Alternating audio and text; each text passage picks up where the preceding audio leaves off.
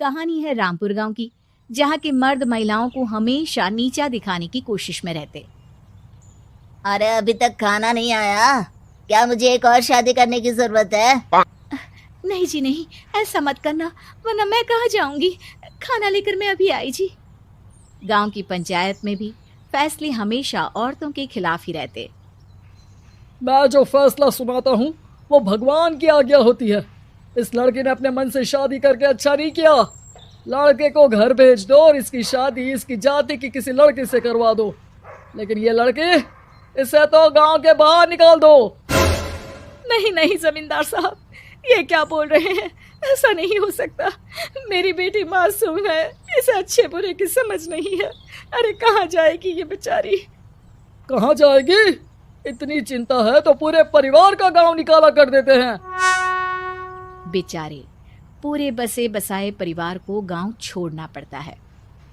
चाहे जो हो, अगर बेटियों को कंट्रोल नहीं कर सकते तो गांव में रहने का कोई मतलब नहीं है। यहाँ औरतों को दब कर रहना होगा। कोई भी अपने हिसाब से कुछ नहीं कर सकता, सब ईश्वर की मर्जी से ही होगा। तभी गांव का एक आदमी दौड़ा दौड़ा आता है। सरपंच साहब, जमींदार साहब, वो कालिया है ना, उसकी बेटी पढ़ने के लिए शहर जा रही है। अच्छा, ये कब हो गया? और कालिया की हिम्मत कैसे हो गई ऐसा करने की? लेकर आओ उसे और उसकी बेटी को। बस फिर क्या था, हाजिर हो जाते हैं कालिया और उसकी बेटी सरपंच के सामने। अरे कालिया, ये क्या सुनने में आ रहा है? बेटी को इंजीनियर बना रहा है तू? और ये बता, गांव में तो स्कूल नहीं है, फिर कहां से इतनी क्लास पास कर गई तेरी बेटी? राधा, जो कि कालिया की बेटी है, उसे लगता है कि सरपंच उसकी तारीफ कर रहे हैं। सरपंच जी, मैंने ऑनलाइन पढ़ाई की है, डिस्टेंस लर्निंग से। सभी में मैंने अच्छे नंबर पाए हैं, जिसे देखते हुए शहर की इंजीनियरिंग कॉलेज में मुझे स्कॉलरशिप मिली है। वाह जी वाह, क्या होती है ये? पहले तो ये बताओ, फिर आगे की बात करते हैं। पूरा गांव राधा की बात सुन रहा था और राधा बोलती जा रही थी। तो ऐसे मैं फ्री में एक अच्छी शिक्षा लेकर गांव में जो कुछ परेशानियां हैं, जैसे बिजली, पानी और इंटरनेट जैसी समस्याओं के लिए काम करूंगी। मैं गांव को शहर से जोड़ने के लिए पुल का निर्माण करवाने का प्रस्ताव रखूंगी। मुझे पूरी उम्मीद है कि जल्द ही हमारा गांव भी तरक्की की राह पर चल पड़ेगा। राधा की बात सुनकर सारे गांव वाले ताली बजाने लगते हैं। सरपंच को समझ नहीं आता कि वो क्या करे। चुप रह नादान लड़की, गांव के खिलाफ जाने के लिए तुझे गांव से बेदखल कर दिया जाएगा, वो भी पूरे परिवार के साथ। और हाँ, अगर ठीक से गांव में रहना चाहती है तो ये पढ़ाई लिखाई छोड़ दे। हम तेरे लिए गांव का कोई होनहार लड़का देखेंगे। तभी गांव का एक आदमी बोल पड़ता है। अरे नहीं नहीं सरपंच जी, राधा बिटिया जो बता रही है, अगर वैसा हो जाए तो हम लोगों को पैसा कमाने के लिए बाहर नहीं जाना पड़ेगा। हाँ जी, और ना ही कोसों दूर पानी के लिए भटकना पड़ेगा। हमारे बच्चे भी अच्छी पढ़ाई कर सकेंगे और आगे बढ़ेंगे, ना कि हमारी तरह खेती करते बैठेंगे। क्यों गांव वालों, राधा बिटिया का साथ देना चाहिए ना। सरपंच देखता है कि गांव राधा के साथ है तो वो चुप हो जाता है। वो घर आकर अपने सलाहकार से बात करता है, जो बहुत ही चालाक किस्म का इंसान होता है। अरे सरपंच साहब, आपको बहुत ही होशियारी से काम लेना पड़ेगा। एक बार गांव तरक्की कर गया, यहाँ के बालक पढ़ लिए तो कोई ना पूछेगा आपको। और फिर ये जो बेटा और बेटी है ना आपके, इनको भी आम लोगों की तरह ही जीवन जीना होगा। हाँ, लेकिन करे तो क्या करे? वो ना आप मुझ पर छोड़ दीजिए, बस मैं जैसा बोलूं करते जाइए। अगले रोज सुबह जब गांव वाले सोकर उठते हैं तो राधा के घर के बाहर और साथ ही वो लोग जिन्होंने राधा का सपोर्ट किया था, उनके घर के आगे लाल रंग से कल आऊंगी लिखा होता है। कल आऊंगी, यह क्या होता है? अरे यह तो खून से लिखा है, लगता है कोई भूत प्रेत या चुड़ैल का साया है। चलो सरपंच जी के पास चलते हैं। सभी सरपंच के पास जाकर उसे सारी बात बताते हैं। और ये तो बड़ी मुश्किल की बात है। चलो, मैं एक बाबा को जानता हूँ, उन्हें बुला लेता हूँ। सरपंच बाबा को लेकर गांव के घर के बाहर जाता है। ओहो, तो ये वो चुड़ैल है जो उन लोगों को निशाना बनाते हैं जो गांव को बदलने का सपना देखते हैं।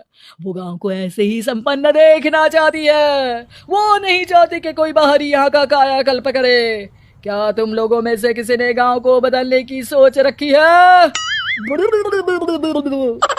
तभी राधा की माँ रोते रोते आती है। मेरी राधा घर से गायब हो गई है। अरे कोई तो बचाओ, मेरी बच्ची कहाँ गई?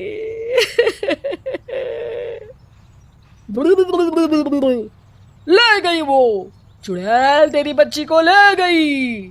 अब वो उसे श्रापित करके छोड़ेगी। उस पर चुड़ैल का साया हो जाएगा। तभी बुरी सी हालत में राधा भी वहां आ जाती है। उसके बाल चुड़ैल की तरफ फैले होते हैं और कपड़ों में खून लगा होता है। सभी राधा को देखकर डर जाते हैं। माँ, पता नहीं मुझे कौन उठा कर ले गया था। अरे दूर दूर हो जा चुड़ैल, अब हम लोग इस गांव में नहीं रुकेंगे। अरे कैसे बातें कर रहे हैं आप? कल तो आप मेरे भरोसे गांव का हुलिया बदलने, अपने बच्चों को पढ़ाने और तरक्की उन्नति की बात कर रहे थे, तो आज क्या हो गया आपको? ये फिर तुम लोगों को बहकाएगी। ये चुड़ैल गांव में आ चुकी है। ऐसे ही ये तुम्हारे घर के बच्चों को भी ले जाएगी। गांव वाले राधा को गांव से बाहर निकाल देते हैं। उसके माँ बाप रोते रहते हैं, लेकिन गांव वाले नहीं मानते। मैं भी अपनी बहन के साथ गांव के बाहर रहूंगा, लेकिन वो पढ़ाई नहीं छोड़ेगी। वहीं सरपंच के घर पर सलाहकार कहता है, देखा, सांप भी मर गया और लाठी भी नहीं टूटी।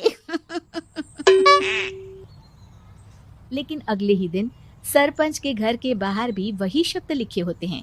और फिर सरपंच की बीवी कहती है, हमारी बेटी को किसी ने अगवा कर लिया है। तभी राधा का भाई वहां आ जाता है।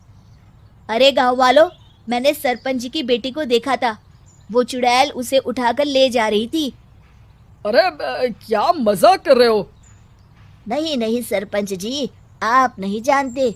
वो चुड़ैल अब आपकी बेटी में आ जाएगी, जैसे राधा के अंदर आ गई थी। तभी सरपंच की बेटी वैसी ही हालत में वहां आती है जैसे राधा आई थी। पापा, पता नहीं कैसे मैं गायब हो गई थी। चुड़ैल, इसके अंदर भी चुड़ैल का साया है, मारो इसे। अरे नहीं नहीं, इसे भी राधा के पास गांव के बाहर ही भेज दो। अरे चुप रहो, मेरी बेटी कहीं नहीं जाएगी और चुड़ैल वुड़ैल कुछ नहीं होता है। अरे कैसे बात कर रहे हो सरपंच जी? आप तो बोल रहे थे कि आपका फैसला भगवान का ज्ञान होता है, तो अपने पर बात आई तो अब आप ऐसे बोल रहे हैं। अरे ना ना ना, आपको अपनी बेटी को त्यागना ही होगा। अरे बुलाओ बाबा को। राधा का भाई बाबा को ले आता है, जिससे अब गांव वालों के डर के कारण सच बोलना पड़ता है। मैं कोई बाबा नहीं हूँ, मैं तो मोची था। ये सलाहकार महोदय ने मुझे कहा था एक्टिंग करने को। अब वो मुझे पैसे देने वाले हैं। अब मुझे माफ कर दो। गलती हो गई, मुझे माफ कर दो। तभी वहां राधा आ जाती है।